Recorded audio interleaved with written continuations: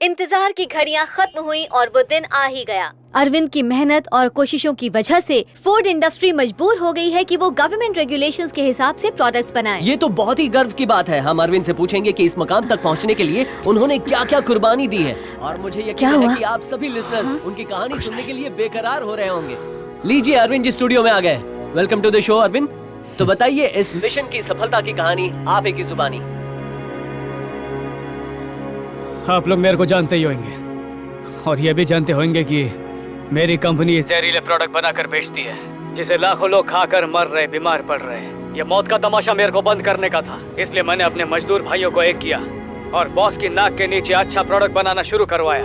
वो samples market में लाके दुनिया को दिखाना चाहता था कि अच्छा प्रोडक्ट भी बन सकता है, पर यह साबित करने के लिए मेरे पास प्रोडक्ट ही नहीं है, क्योंकि बॉस ने सब जला डाला। आप ये क्या कह रहे हैं? मुझे लगा वो प्रोडक्ट्स कंज्यूमर तक पहुंच गए होंगे। माना कि मैं प्रोडक्ट का सुधार वाला सैंपल तो नहीं ला पाया, लेकिन वर्कर लोग में जो सुधार आया है वो उस सैंपल से कहीं बढ़कर आए।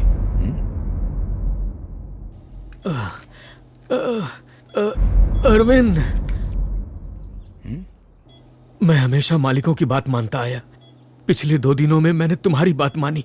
आज जब ड्यूटी पर आया तो सोचने लगा कि फिर से खराब प्रोडक्ट बनाना पड़ेगा, लेकिन गलत काम करने के लिए मेरा दिल नहीं मान रहा था। मैंने अपनी ज़मीर की आवाज सुनी और मिलावट नहीं की। अरविंद, मैंने कोई गलत काम नहीं किया। हम प्रोडक्ट में मिलावट करके कोई गलत काम नहीं करेंगे। मैंने मैदे की 5 बोरियां छुपा दी। आज जानबूझकर गलती की है मैंने, लेकिन मैं इसे कोई गलती नहीं मानता। अब इन हाथों से और मिलावट करूं, मेरा दिल गवारा नहीं करता। मैंने उन मासूम बच्चों के चेहरे देखे, वो तड़प कर मर रहे थे। आज मिलावट करने जा रहा था तो मेरा हाथ कांपने लगा। इतनी मिलावट तो नशा बेचने वाले लोग भी नहीं करते। सर, ये एक्सपायरी डेट में 3 दिन कम क्यों छपे हैं? मैं जरा पूछता हूँ। अरे ये प्रिंटिंग में मिस्टेक हुई है क्या?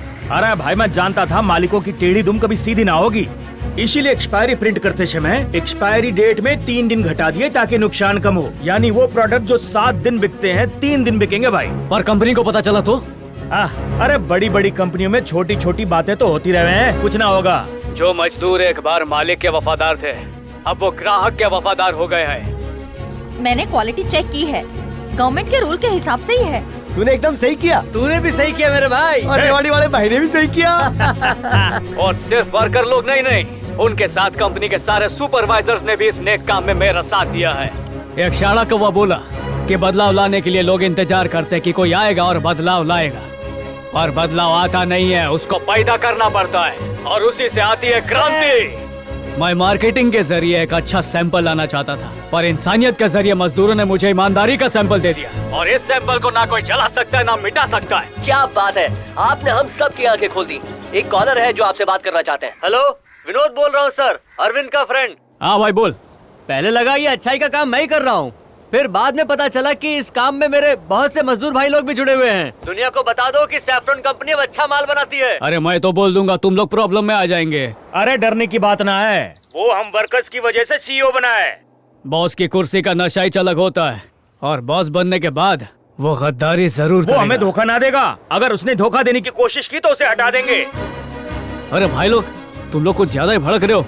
रेडियो आदि सर भी सुन रहे होंगे। अरे किसे परवाह है, हम कोई गलत काम नहीं कर रहे। सुनाई दे रहा है आदि? हम ना डरते भाई। दे नहीं रहा तो और जोर से बोलो। नहीं किया हमने कोई। ए खाए रे, इतना भी बुरा मानुस नहीं है। हमारी पगार बढ़ाई, याद नहीं हम लोग कितने खुश थे? पगार बढ़ाई तो क्या, हमें खरीद लिया क्या? हम लोग अपनी मेहनत का पैसा लेते हैं, और हमें जो 10 साल कम पगार पे काम करवाया उसका क्या? एक नंबर भाव। इरादा तो लोगों की सेहत को सही करने का था, पर उसके साथ साथ गम मत देखो, लोगों की सोच भी सही होने लगी है। मेरी सभी ग्राहकों से दरख्वास्त है कि मजदूर लोगों की इस मेहनत की इज्जत करें, मान दे, कद्र करें, उनकी तरह खुद में भी बदलाव लाएं। जो लाखों करोड़ों लोग मेरे को इस वक्त सुन रहे हैं, उन्हें एहसास होना चाहिए कि वो सिर्फ ग्राहक नहीं, कहीं ना कहीं वो भी एक वर्कर है। तभी हर लेवल पर बदलाव आएगा। आपकी कंपनी के वर्कर आसानी से मान गए। क्या आपको लगता है कि दूसरी कंपनी के साथ भी यही होगा? होएगा। जनता की किस्मत एक पॉलिटिशियन तय करता है, और उस पॉलिटिशियन की किस्मत एक बिजनेसमैन तय करता है। अगर वो बेईमानी करता है तो कहीं ना कहीं हम उसके लिए जिम्मेदार हैं। ये नौकरी होती क्या है? मेहनत के बदले में मजदूरी लेना। लेकिन उस मेहनत से भी एक बड़ी चीज होती है जो हम उन्हें देते हैं, वो है वफादारी। और ये वफादारी सारी फसाद के जड़ है। बेवक्त काम करना, गलत काम करना, थूक पट्टी का काम करना, ये सब कराया जाता है वफादारी के नाम पे। लालची बेईमान बॉस की वफादारी निभाना मतलब करोड़ों ग्राहकों का विश्वास तोड़ना।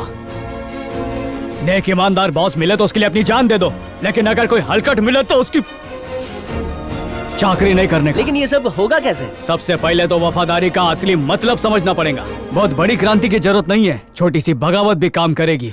ये बात मेरे को मेरी आई ने सिखाई थी और इसका ट्रायल अपनी कंपनी पे किया। बाद में दूसरी कंपनी के वर्कर्स को छोटी मोटी बातों पर ना कहने के लिए राजी किया और वो सफल रहा। जब बॉस लोग ने देखा कि वर्कर उनकी नाफरमानी कर रहे तो उनके चेहरे देखने लायक थे।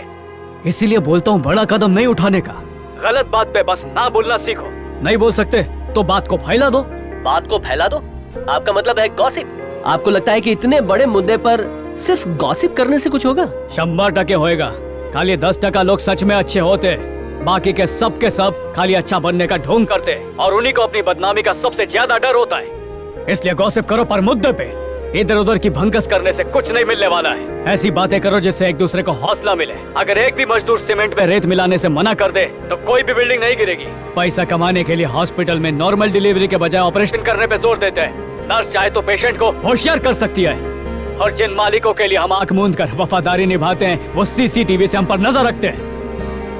अगर उसके कान तक बात पहुंचेगी कि हमें उसकी हरकतें पसंद नहीं आ रही है तो बॉस भी गलत काम करने से पहले सोचेगा और हमें भी करने से रोकेगा। उसकी गलत हरकतों पे इतनी चर्चा करो कि बदनामी के डर से वो अपने आप सुधर जाए। जरा गौर से सोचो, ऐसा किया तो उनके घर वाले भी उनकी इज्जत करना छोड़ देंगे।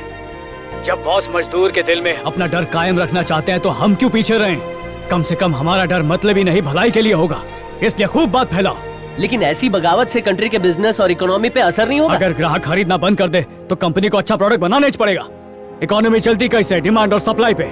जिसकी डिमांड है वो सप्लाई करो तो प्रॉफिट अपने आप बढ़ जाएगा। ये जोर जबरदस्ती का सौदा नहीं है। अगर अच्छी जिंदगी जीना चाहते हो और अगर तुम्हें लगता है कि तुम बदलाव ला सकते हो तो ठीक रात को 12 बजे अपने घर की बत्ती चालू करने का।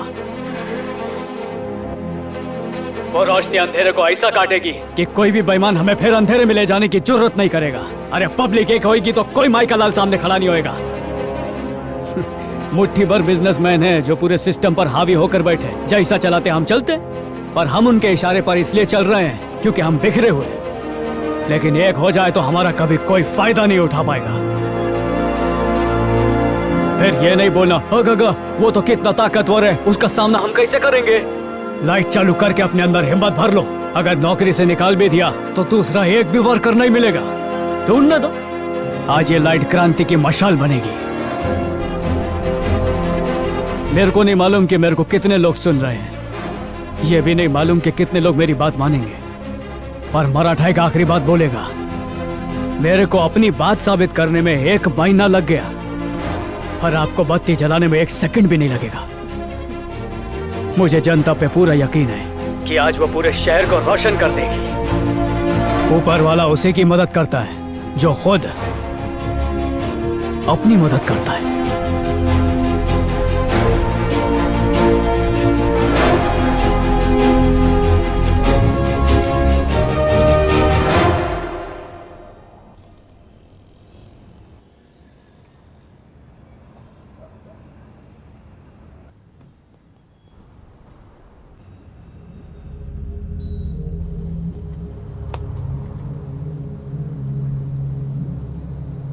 भाव कस्तूरी।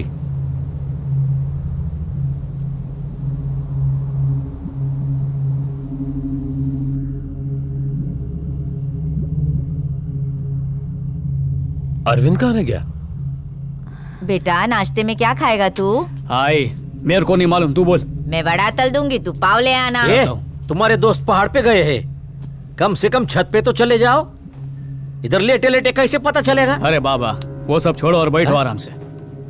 इतना टेंशन के चला रही है? मैंने तो अपना फर्ज निभा दिया बाबा, अब जनता पे है वो अपना हक अदा करती है या नहीं।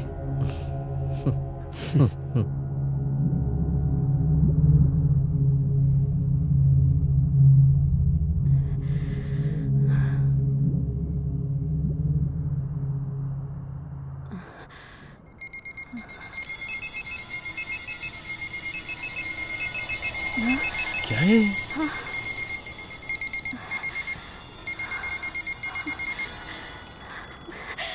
वो देखो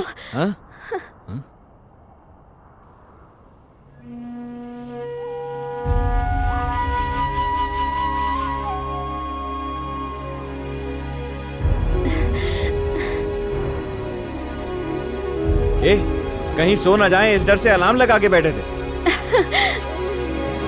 यस